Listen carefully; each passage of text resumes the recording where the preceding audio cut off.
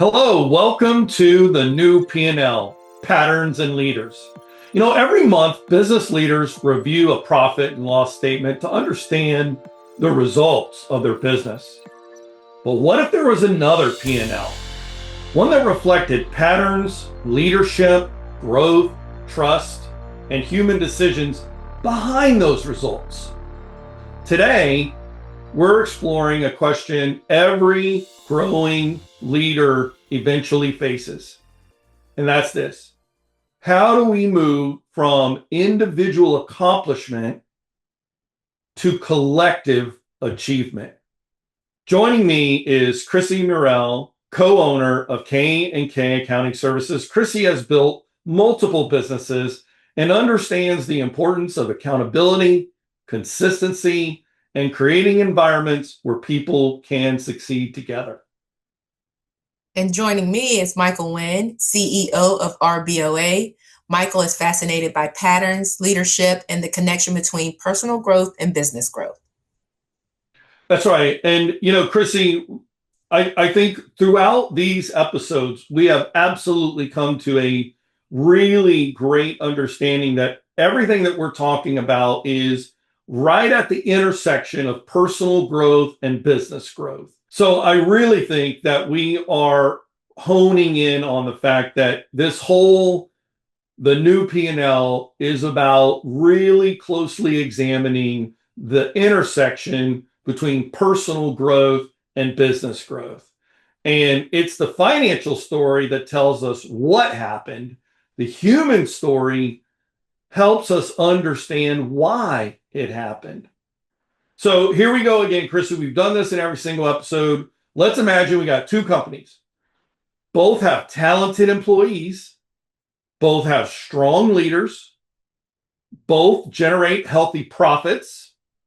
And on paper, their financial results look very similar. But underneath this invisible P&L statement, they are operating very differently. So company A has individual superstars. They have a very hero culture, meaning a lot of times someone swoops in and saves the day with this really great idea. And that is just celebrated.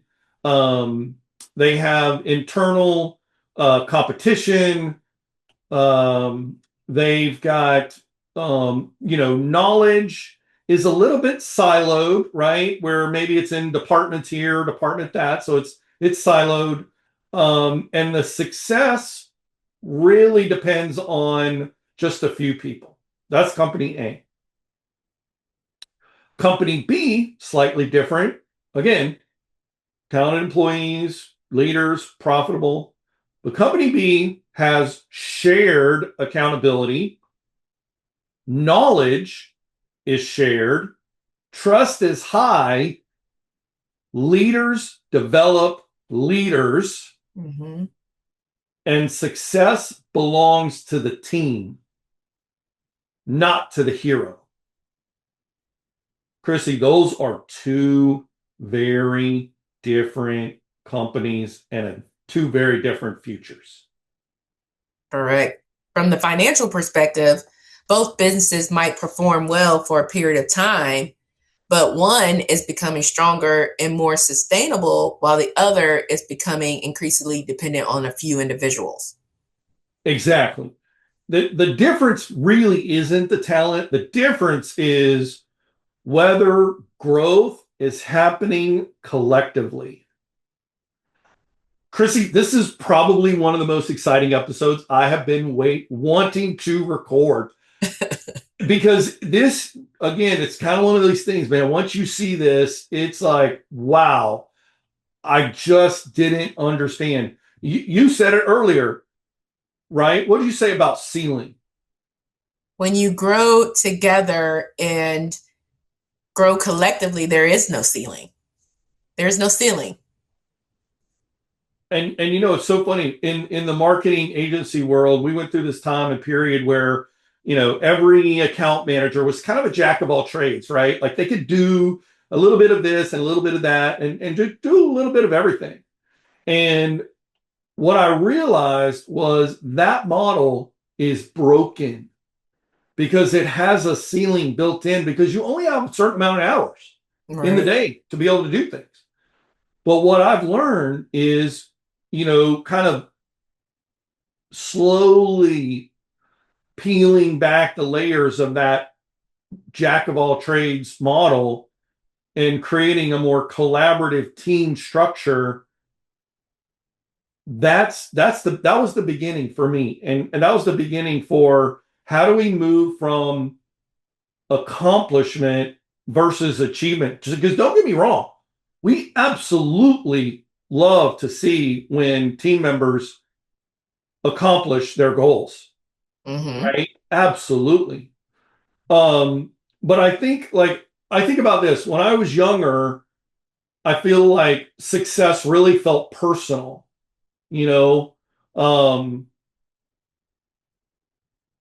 but what I'm beginning to see, and maybe it's just CEO vantage point, because when I see a team of people working on an account and they get, client feedback like, man, you guys are the best, or you guys, I don't know what we would do without y'all, Mm-hmm. right? That kind of comment is like everybody wins in that scenario. And sure, it's great, when I was a solopreneur and was, on a freelance and just doing my own thing. And I would get that personal, like, man, thank you, Michael. You did such a great job. Yeah, that's great. But man, it's just really rewarding when you hear that sort of team achievement from a client standpoint. What comes to your mind when you hear accomplishment versus achievement? I think the achievement, we achieved a goal together. So the collective of all of us, we achieved this goal that we had. Let's celebrate. Woo! Like that's us. An accomplishment is me individually. Like I accomplished this task, this list of things I had to do today. Right? That's individual. But the achievement part is us coming together. We have this goal and we achieved it.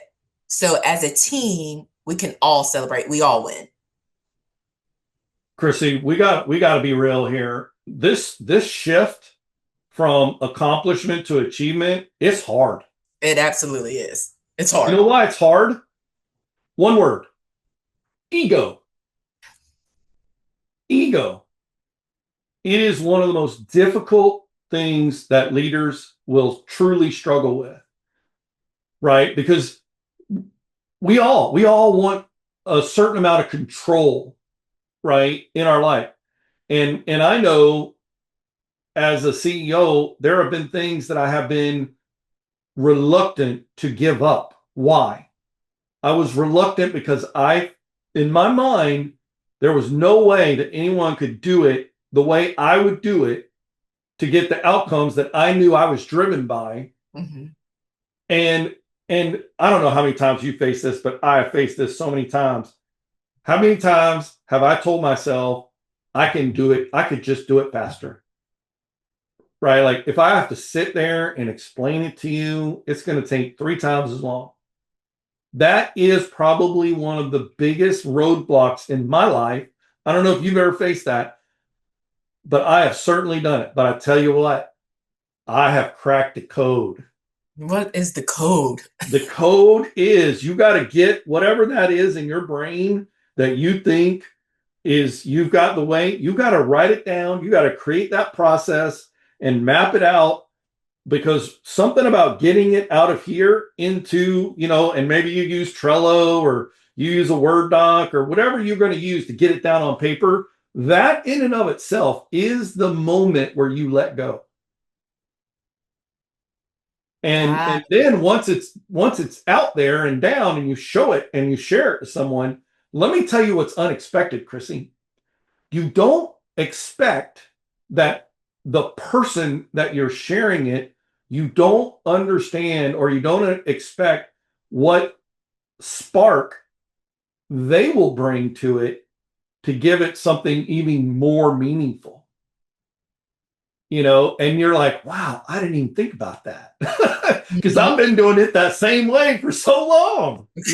Yeah. I don't know. I mean, what have you seen like in your, world where whether it's delegation or, just trying to do it all yourself, like You where do have you to see it? realize that you can't do it all yourself. I think that's like starting off, it's like, okay, I can get this done. I have this, and this. But what happens when you start growing? You can't do it all. You can't do it all. So the struggle of letting go is you have to, one, trust your team. Because if you trust your team, it's a little easier. You're going to have some struggles like, oh, I can just do it. But you're right. Write it down, put a process in place. And once you do that and you start to let go, it becomes so much easier. It comes second nature. Oh, so and so can do this. They know they can handle it. I have trust in them that they know what to do, and it's a game changer. Yeah, Chrissy, I've noticed something really interesting. When I, as a CEO, am growing and I'm fully engaged with my team, I listen differently. That is not normal Michael Winn. Right. Let me just tell you, that is not like I'm not trying to be like, look how cool I am. I'm like, wait a minute, there's something different. This is a different behavior from Michael Winn, who's yeah, that's usually not me, Uh-huh. you know. But I think for 2026, really early in the year, I really, and I think I mentioned this in one of the other episodes about, just really being, becoming more present. And I think that operationally as a CEO, there's a real tendency to get kind of buried in, the expenses and the accounts receivable. And like, you got to be a good operator. Do not get me wrong. That is absolutely, I am not, downplaying that, right? Because that's important. Very important. But I understand and I can see that when I do that, my team responds differently, right? Yeah. And so I don't know. Have you experienced anything like that? Um. Yes. Yes, I have. I think when the team feels involved and they really have your attention and you are listening to them and listening to their insight, I think it makes a huge difference. If I'm really honest, Chrissy, I think there's a part of us that's really afraid that we're going to be betrayed. What does that betrayal look like? Well, in corporate America, it looks like, getting poached by another company, Mm-hmm. right? Or, I don't know, taking advantage of, incentives or bonuses or things like that. And I've I have friends who I know are either, they're VPs, they're CEOs or whatever, and literally like that's almost all I hear them talk about. And I'm like, dude, I life is too short, like Yeah. if you're in that environment, part of that's on you, Mm-hmm. right? Like if you're a paranoid CEO, you're creating that culture. Correct. How are you creating and cultivating trust if secretly you're paranoid, right? And I think that that's why this idea behind the energy of growth combined with contribution, right? I want to grow so that I can contribute to this collective achievement of the team. That absolutely is like the light shining in the darkness. I don't know, Right. like trying to be as, as simple as I can be, because at the end of the day, that trust becomes the multiplier, Definitely. you know, and without trust, growth slows, but with trust, growth accelerates. I'm curious, if you look back over your career, did you have a mentor or leader who put their trust in you, and what did that feel like? Oh, absolutely. I mean, even where I am now as the co-owner, right? Yeah.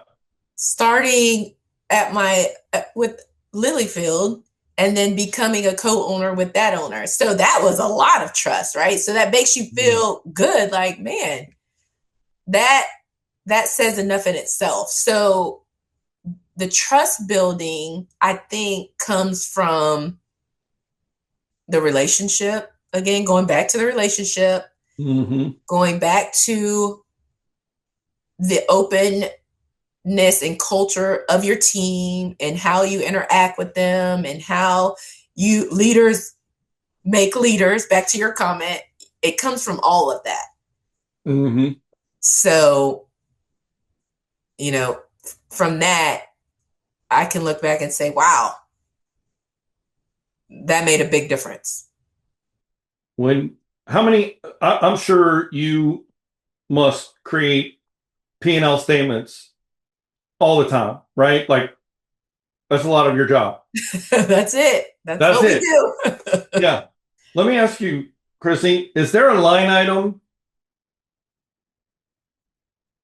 that in that field it's spelled TRUST? Is there a line item on the balance sheet that says that?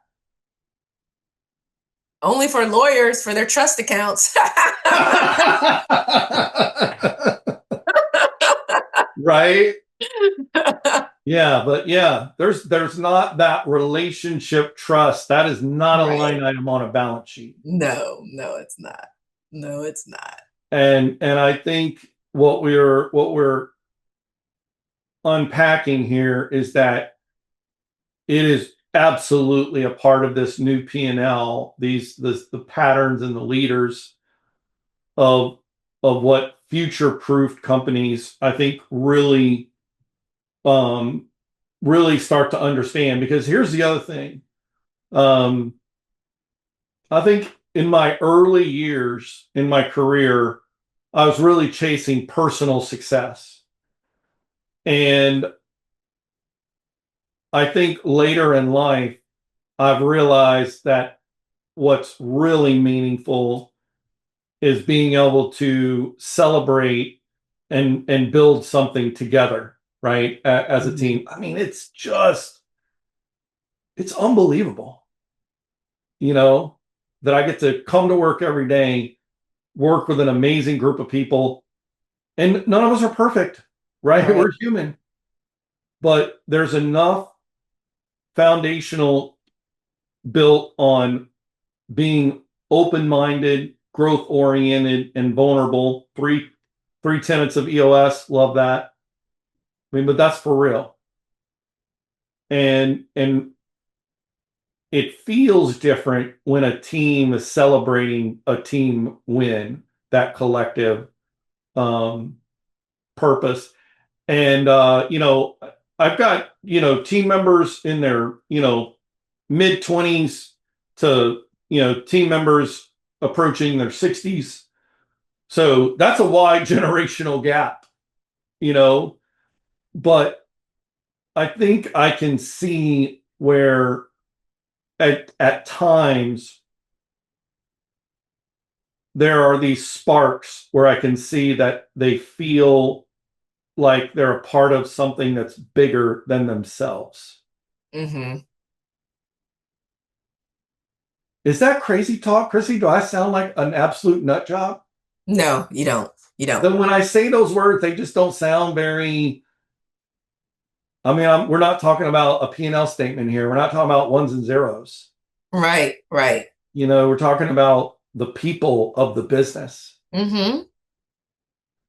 And, Krissy, when I think about too, like, again, in a world, I know you work with a lot of service-based businesses. Like, people, they're your greatest asset. Yes, they are. Right? And so I think what I realize is that when you find out that there's one thing to say that I want to contribute, like, well, that's great, but I want my contribution to matter. Mm-hmm. Like, that's when a whole group of people are doing that together and feel it from the people who they report to the people that report to them. That just creates a very different dynamic. I think when that dynamic is created, going back to it's a different feeling when you can watch your team get excited about achieving something collectively together. It's when they get excited about it, as a leader, you get excited about it. It's like, wow, look at my team, You're absolutely right, Krissy. And again, if we go back to, the cheat code from episode 1, which was really naming the fear, right? Removing that obstacle as a CEO, as a leader, man, like, you got to ask that tough question, right? Because you're not going to get to experience what we're talking about if you just keep doing the same thing that you've been doing and the status quo and not growing and not trying to figure out your growth pattern, your growth engine. Like, if you're not going to do that, you're not going to experience any of the stuff we're talking about. Right. As a CEO, it's not going to happen. So, little teaser for episode 5. We're going to explore those patterns that can help leaders grow and adapt and create meaningful impact in what is an absolutely complex world with AI and all the things that are going on right now. And you know what? We are so glad that you guys tuned in today and shared with us the conversations that Krissy and I had today. And remember this, the numbers tell us what happened. The patterns and leaders help us understand why. We'll see you next time on the new P&L.